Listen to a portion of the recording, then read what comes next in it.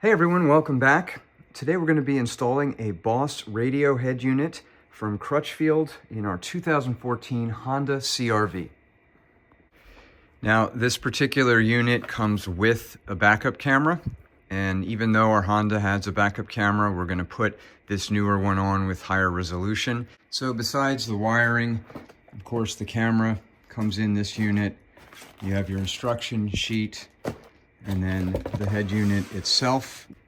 That Crutchfield ReadyHarness service is worth its weight in gold. They basically pre-wire everything to the connectors that come in the head unit box so that they will connect to the car itself when you do the install. They give you the instructions, they tell you what parts are not used. Another thing to do before you get started is download all of the instructions, manuals, and everything that you'll need. It's easier just to have the PDFs available for what you need to look at. So we'll be referring to this as we do the install. Disconnecting the negative terminal on the battery is a 10mm socket. And then you can lift off the negative connection and just pull it out of the way so that it doesn't reconnect itself.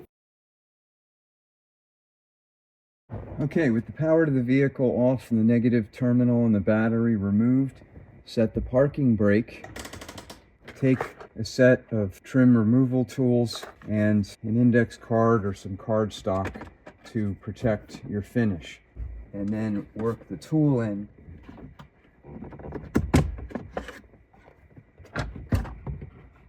And they should come right out. Do the same thing on the other side. And there are two Phillips head screws, one on each side, that attach to the main brackets to allow removal of the head unit. Those two screws are located right there and right there. They have a washer, a plastic washer on the back. Just keep that together when you remove it. Just a little heads up that these screws may be really tightened in there, so get as wide a handle screwdriver as you can so that you can really twist these to get them out. Now we can remove the original head unit. There are 6 clips supposedly holding this in place. So I'm just going to pull this forward and give it a good firm tug. Here's the view from the side of the original head unit.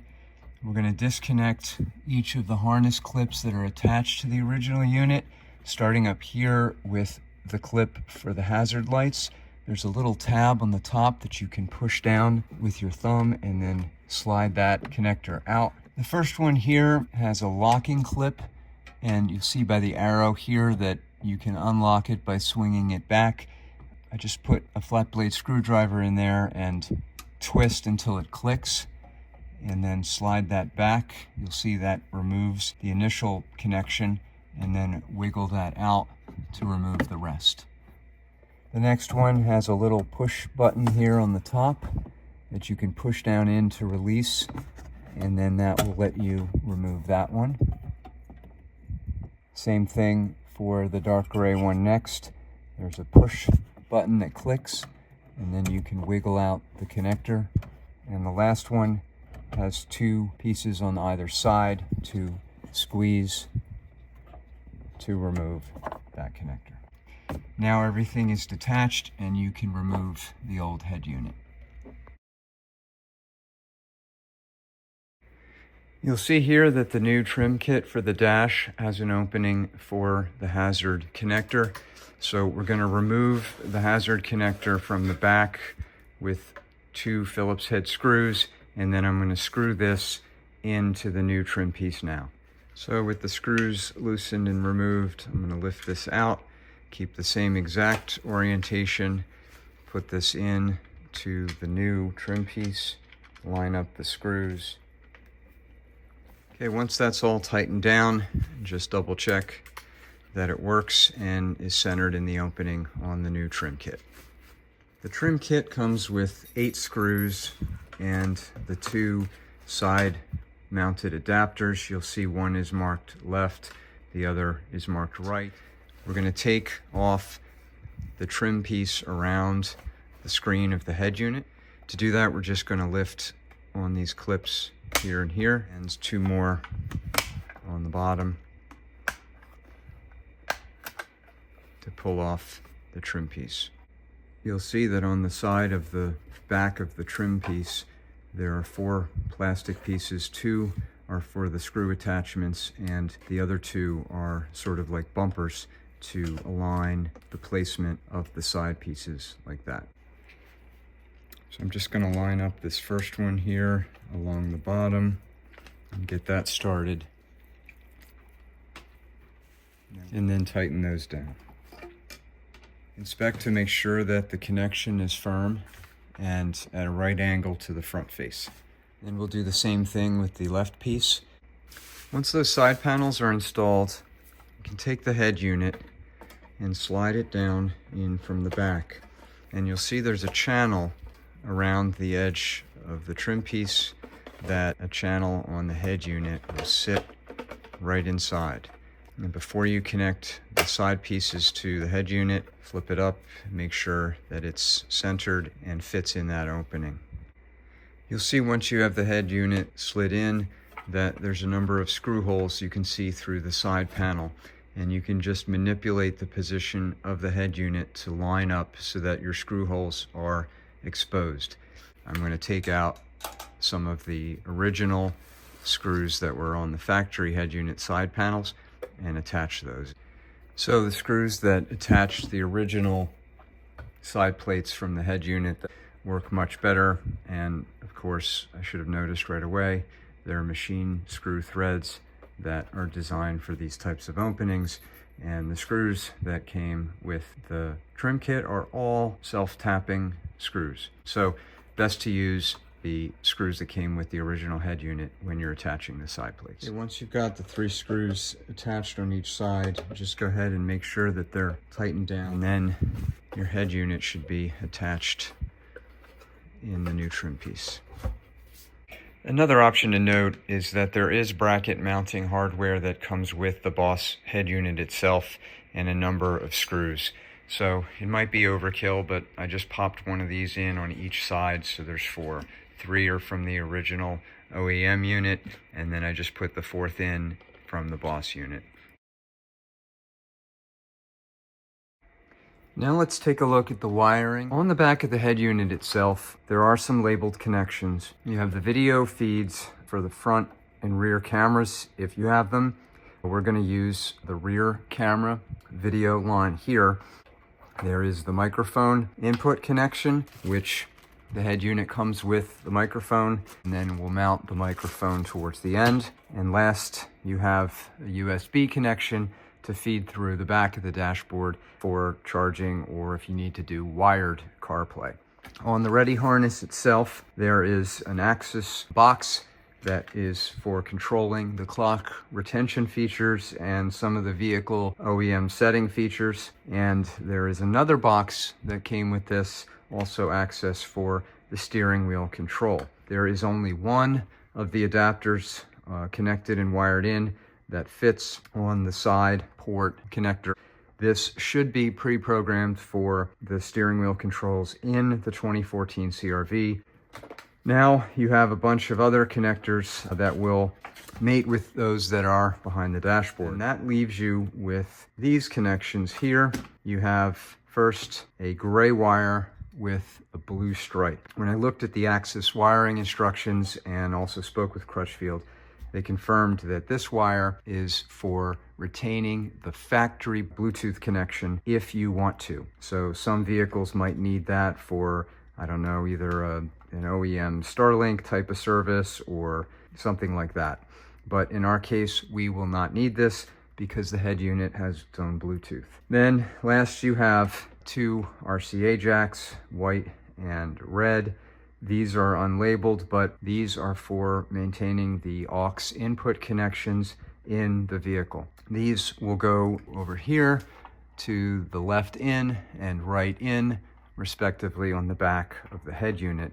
This Boss unit is part of a package that includes the backup camera, and it comes with the wiring that goes from the front of the car all the way to the back. So for the front of the car, you have the yellow RCA jack that's going to connect to the rear camera connection on the head unit there. And then you have a red wire coming off of it. This is the power to feed to the camera. Well, on the ReadyHarness, there are two red connecting wires here. One is labeled front camera power out, and the other is labeled rear camera power out. They have these tied together as not used, but I confirmed with Crutchfield that we should use the rear camera power out wire here to connect to the power feed for the rear camera. And then at the back of the car, use the other end here, which is the composite for the video and power, and that will plug into the corresponding connector on the back of the camera there. That will be the connection at the back of the car. Let's get some of these connected now, and then we can at least get the head unit positioned in the car. The end of the connector that goes into the back of the head unit, we'll put that in as well and push that down until it clicks. We'll connect the aux RCA jacks to the input left and right. Then we'll connect the antenna for the radio. The head unit comes with a GPS antenna to give you a little better GPS signal than what your phone will give you, and it looks like it has an adhesive piece to allow you to mount it somewhere behind the dash.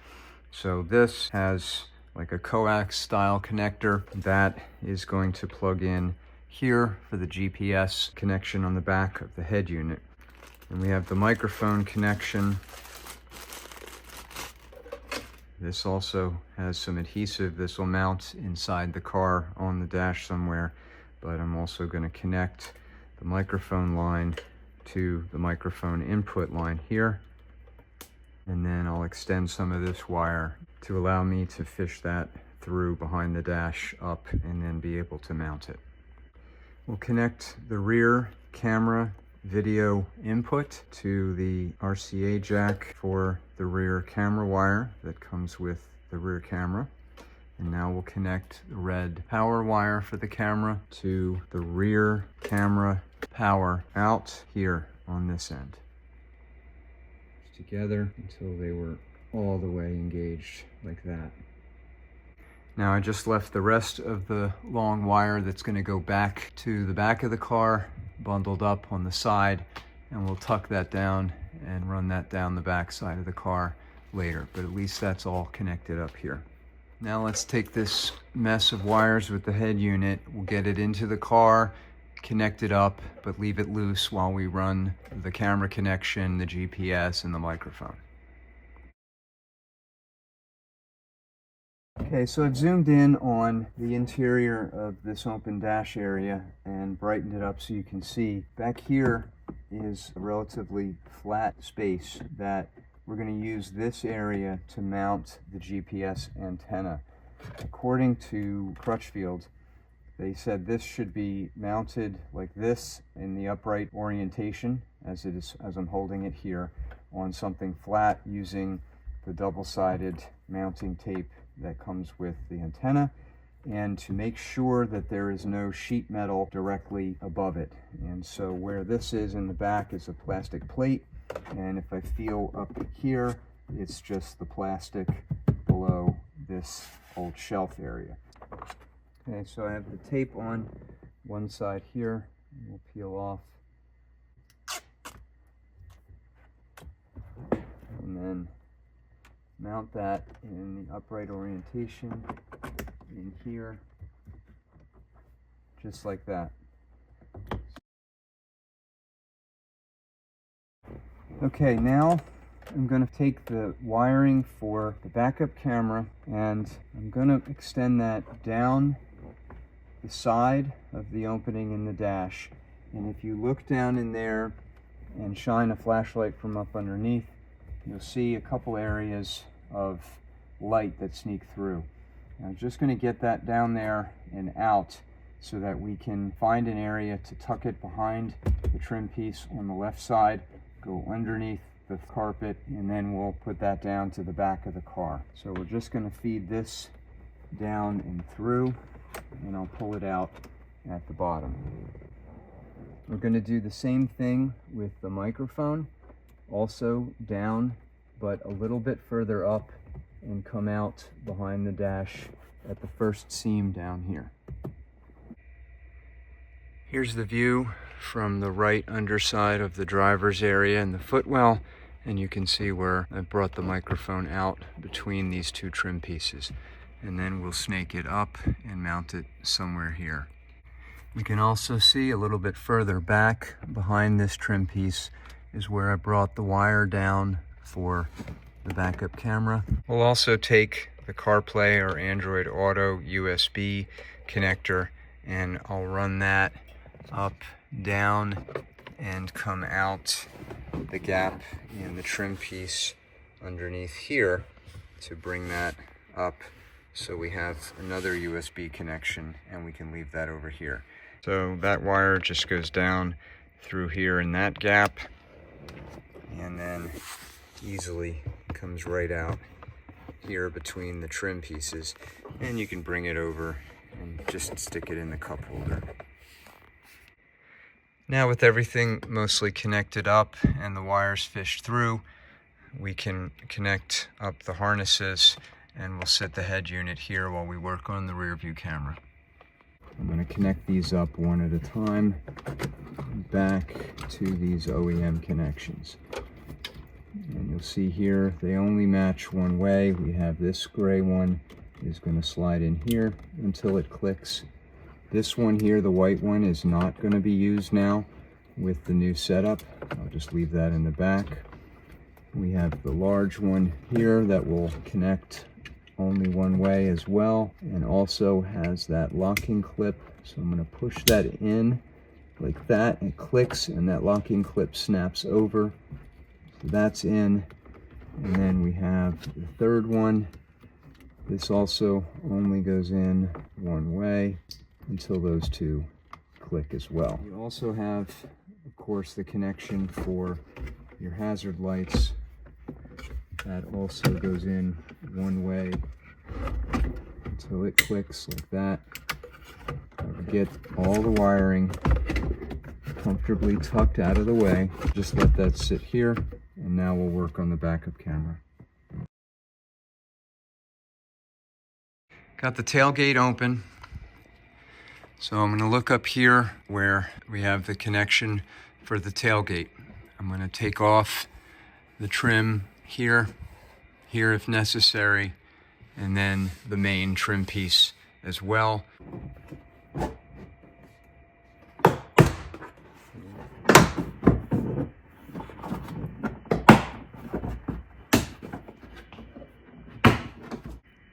Now in the tailgate here, you'll see the handhold.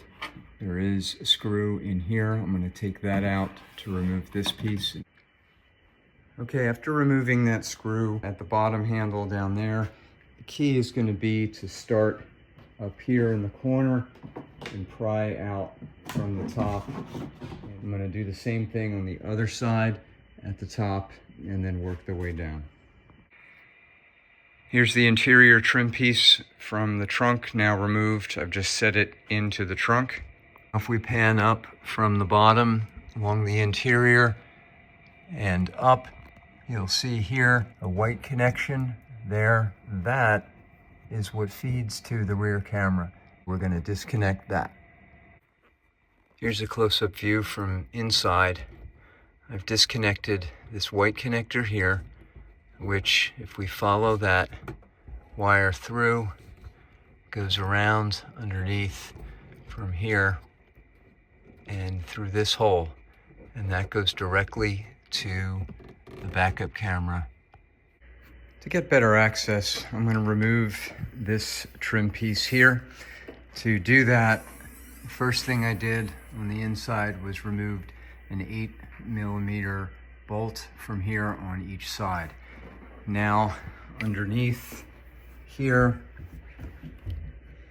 in these areas, back in here, there's a clip I'm going to reach in and try to pop that out, and there's another one right there.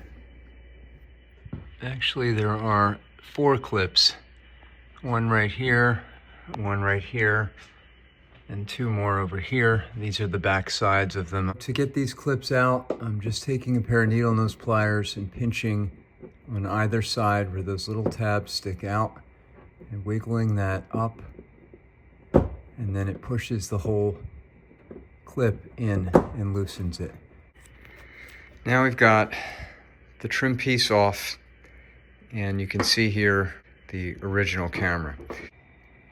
I don't want to leave this whole hole open, especially if water's going to get in at a car wash or whatever. I'll leave this clipped in, and I will attach the new camera to the back of the license plate holder like this, like it's designed to. I just need to get this wire up and through. And I think the best way to do that is to take advantage of this little notch right here along the bottom of the camera, the old camera clip. And so I'm just going to take a Dremel, and I'm going to Dremel out a little U-shaped or bowl-shaped channel that's just enough to get this wire underneath and inside the car without allowing too much of a big opening and without crimping the wire.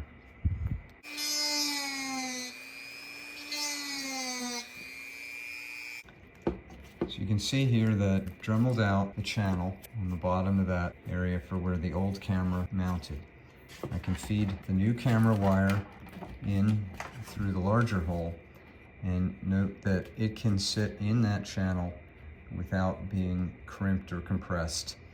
We can clip the original camera back in place the way that it was, and then we can mount the new camera behind the license plate as it's designed to, with the old camera just above it, and won't be sticking out or impeding the view from the new camera. So I took off the top 2 license plate holders. I slid the new camera back behind and against the plastic pieces. I'm leaving this loose just for a little bit. I'm going to feed the wire through to the inside of the tailgate cavity like that. Now we're going to put the old camera back in.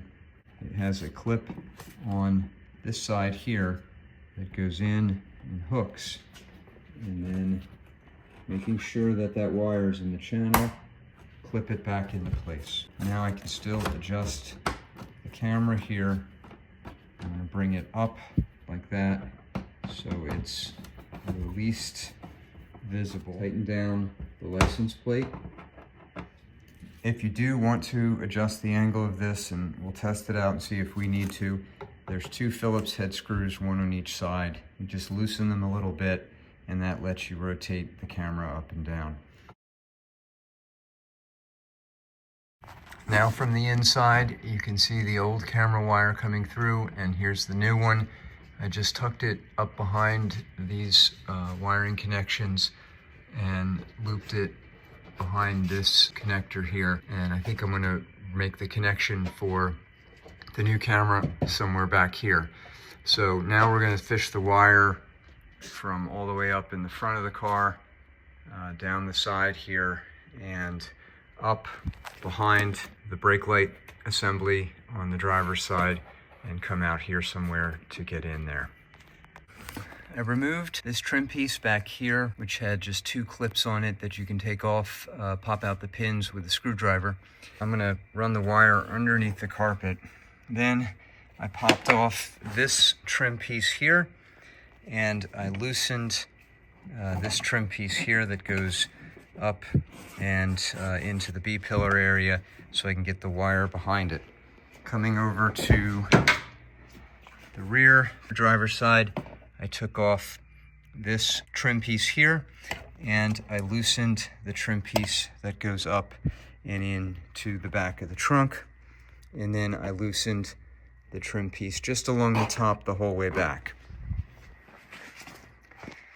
So from in the trunk area here, this is loosened, so I can bring the wire up over here and around, and then take off the rear driver's side brake light and then run the wire up the back side of that. So to loosen and partially remove the driver's side brake light assembly, we're just going to remove these screws here. Phillips head, one here, one in the middle I took out already. I'll take out the top one. Once the screws are out, you can just pry this out to the side like that.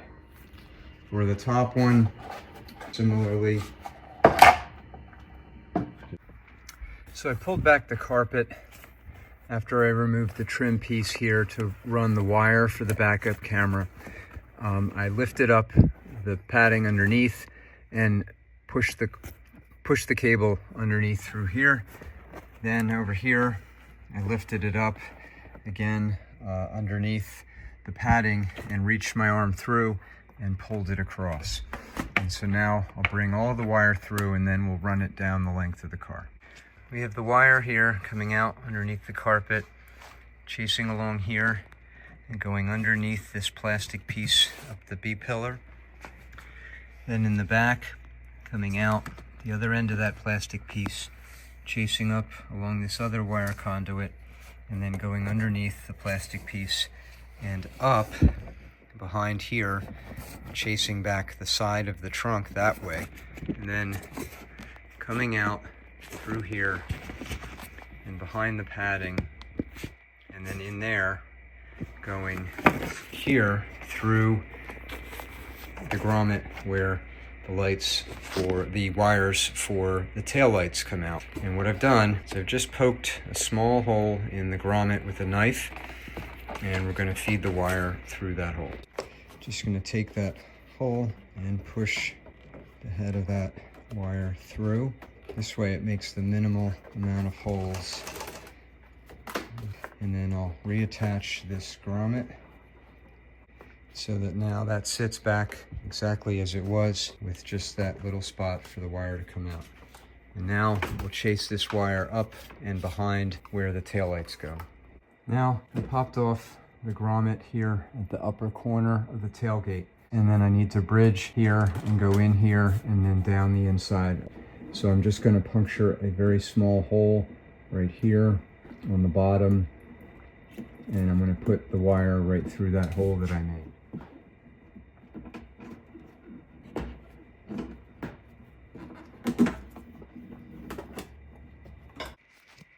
This is going to be a little bit of a pain. So what you need to do, and it's going to take a few tries, I took some Romex, just some house wire, something that's reasonably stiff that I can push through this side channel and come out at the bottom of the tailgate in the side where I want it. This took a few tries because there's some curves and whatever in here that you have to spin the wire and just kind of get lucky at some point and it goes through and then pull it through.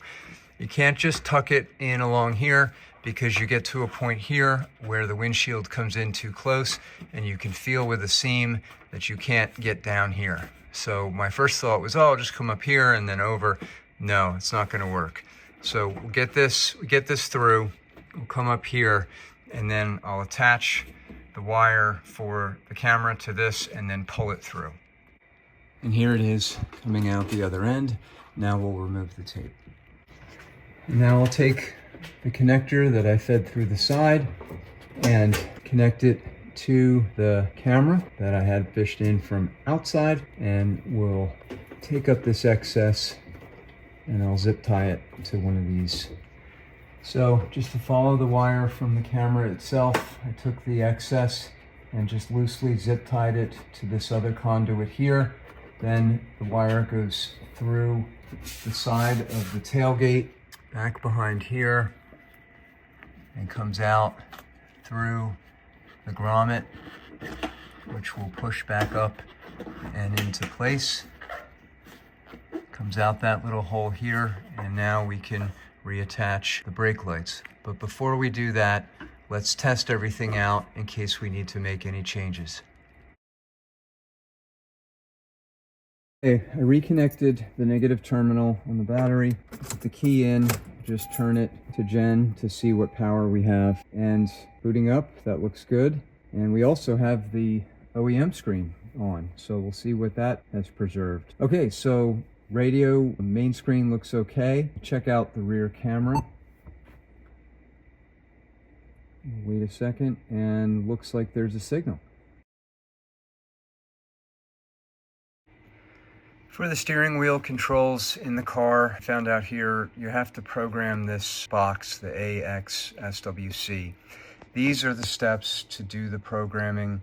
They're available online. This PDF here has everything on one screen, so you can freeze this if you want to do it. But basically, you have to leave that box, the AXSWC, unplugged when you turn the vehicle to the generator setting. And then at that point, you can follow these steps to do the programming. If you don't have it unplugged when you wire everything up, like I did, you have to reset the box. To reset the box, stick a toothpick or something into this middle hole here for about 3 seconds, like it says, and then you'll notice that the green and red lights start rapidly flashing. At that point, unplug the box. Then turn off the ignition, wait a few seconds, and then turn the ignition back to generator, then plug in the box, and then follow the programming steps that are on this other screen here, and that should get it programmed so that you can use your steering wheel controls for the volume and changing radio stations, etc. I had to do this 3 times because it probably just wasn't getting it right, so in the end this part does work. Now that we checked to make sure everything works, I'm going to fold the carpet back down, put in all of the trim pieces, work my way back, and put everything back together at the tailgate. Just showing you one of the pieces as I put it back in. I've basically clipped everything in here. I've made sure that this channel here is set and the clip is down in place. So we can take this trim piece, line up the holes where the clips are supposed to go, make sure that all of the clips are in the right channels, and the piece is up, and then once they're in place, you can just give them a snap.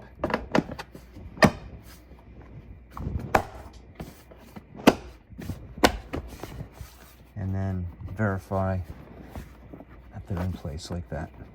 Now we're going to make sure we get the taillight assembly back in place and have this wire come out the top corner here so that there's room for it behind the taillight assembly.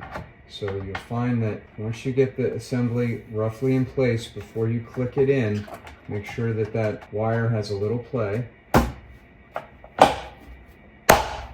Then you pop that in place. Now we'll reconnect the bottom part and put in the wire clips. You'll see over here a green sleeve right there. That is going to go into this mated piece here. You'll see this hole here is going to match with this pin here. So get this lined up in place.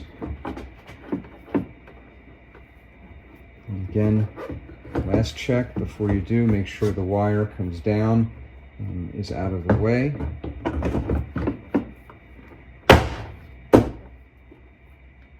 And we can reconnect the screws, starting with the top. While we're up here and before we connect the rest of the screws, just verify that you have a little play here and that that wire for the camera can come in and out. Now we'll connect the bottom two.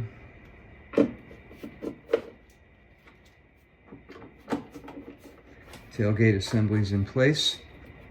Now I'll attach this exterior trim piece on the back of the tailgate. Again, being careful to make sure that all the pins are lined up, and then I'll use those screws on the ends as the last piece for those. So I'll just line this up centered here, make sure that the pins go into the correct holes.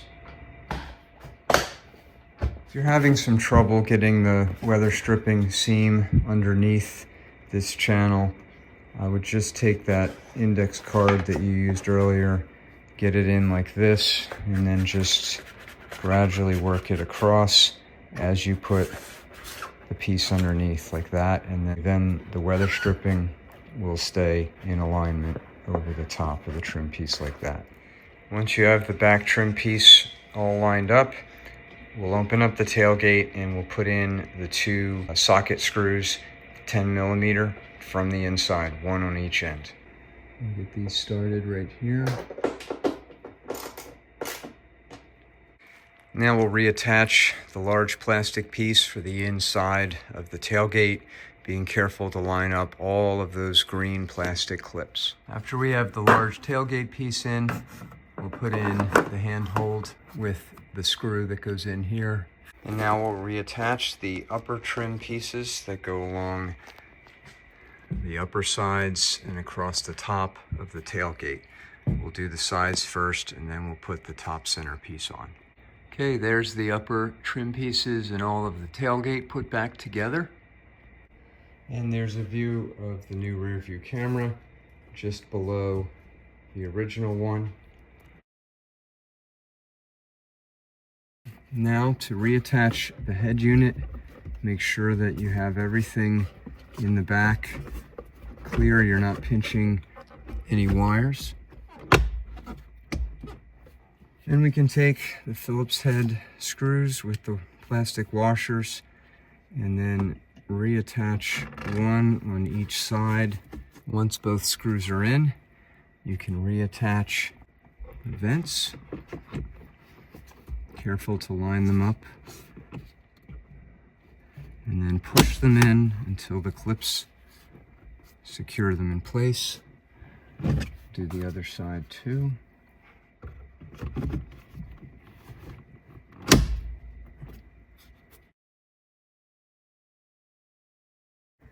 Let's walk through the setup. Turn the car to generator or on. Okay, so touching the screen once turns it off. You can press the power to bring up the main screen. We'll go into settings. General. The default is to have a beep every time you press the key.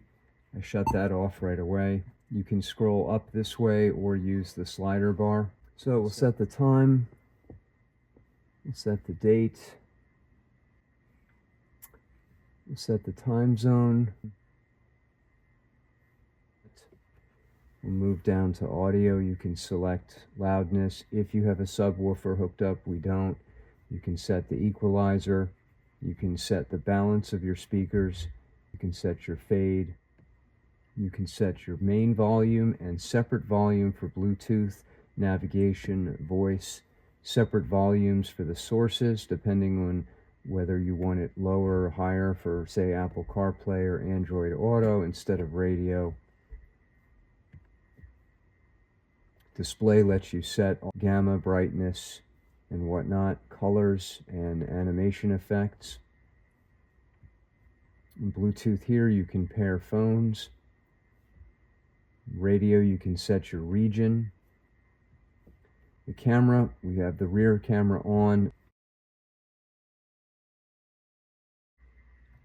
One of the things that I've noticed with the setup here in the CR-V is that if you go to the settings and you go to display and you want to adjust the brightness of the display, the daytime brightness setting only changes a very little bit despite going from very low to high on the settings.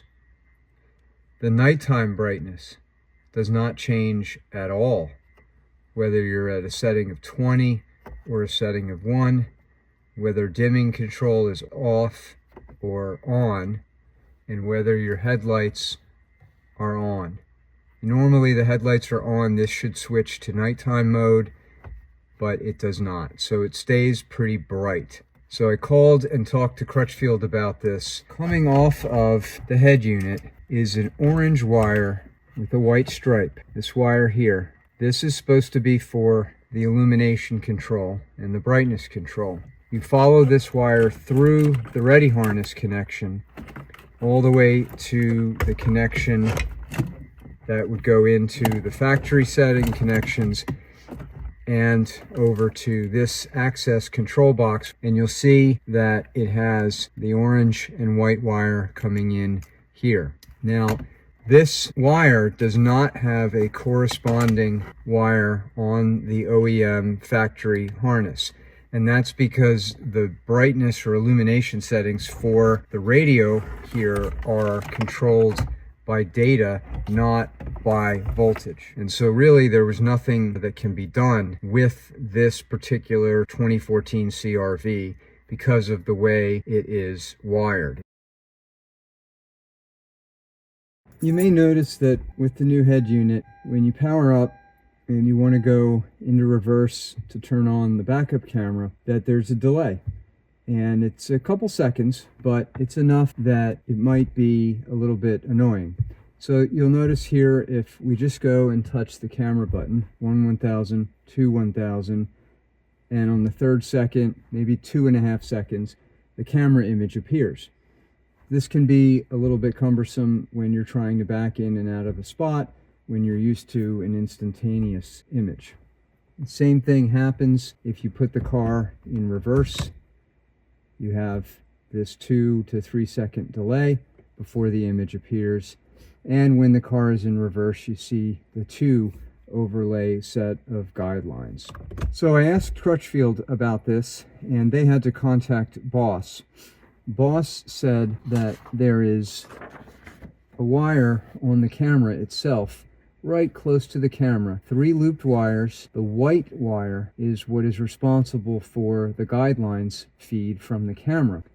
Boss told Crutchfield, if you snip this white looped wire, that will eliminate the delay in the rear view image appearing. So we are going to snip that wire now and see if that increases the speed at which the rear camera image appears. So I've removed the interior trim from the tailgate again, and you can see right here where I've taken the wire from the camera, the new camera, and there are 3 looped wires, a white, a blue, and a green. This is the white wire that we need to snip. Now, after we snip that white wire, Boss said you have to cycle the power to the camera again.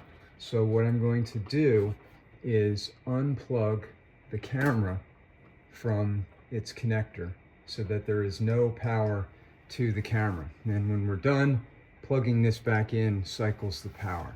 Take a pair of wire cutters here, and we will just cut the white wire like that, separate it.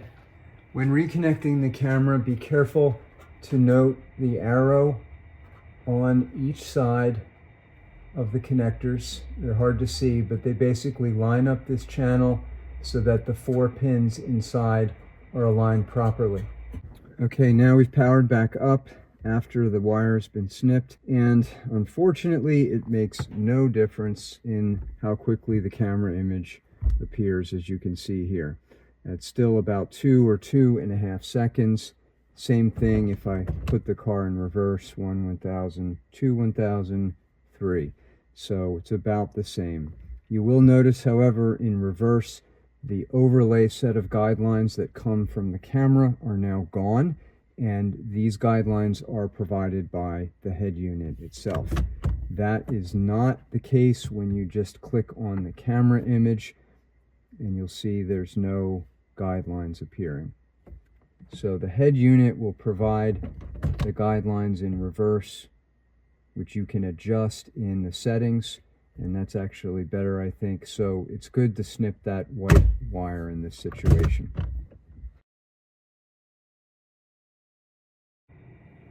Now, one thing I will do as an experiment here is I will reconnect the original OEM camera, because all of the wiring for that remains intact. So I clip in that harness here, and now we'll check up at the dashboard. Okay, now back up at the dashboard, I have the brake on. I'll put the car in reverse, and you'll notice we have the original OEM camera with an instant view. I previously left that on the wide view, and then the camera for the head unit comes on with its 2.5 second delay below. So you can actually have two different backup cameras running simultaneously.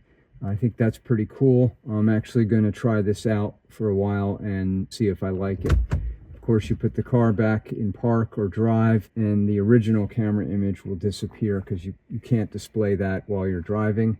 But if you wanted to, you could still display the head unit's camera while you're driving or in park or whenever you want, and you won't have your guidelines.